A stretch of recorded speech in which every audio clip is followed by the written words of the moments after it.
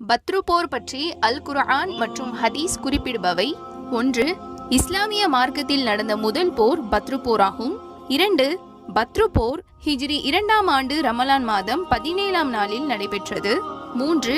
இந்த மாதத்தில்தான் நமக்கு முதலில் ரமலான் நோன்பு கடமையாக்கப்பட்டது. 4.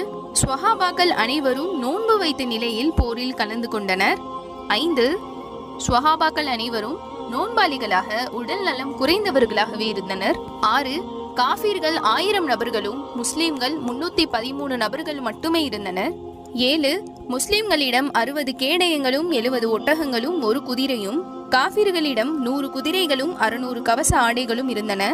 8. காஃபிர்களுக்கு தலைவனாக அபூ ஜஹல் மற்றும் இப்னு ஹிஷாமும், முஸ்லிம்களுக்கு தலைவராக முஹம்மது நபி ஸல்லல்லாஹு அலைஹி வஸல்லம் அவர்களும் இருந்தார்கள். 9. பத்ரு களத்தில் 1000 மலக்குமார்களின் உதவி நேரடியாக கிடைத்தது. 10.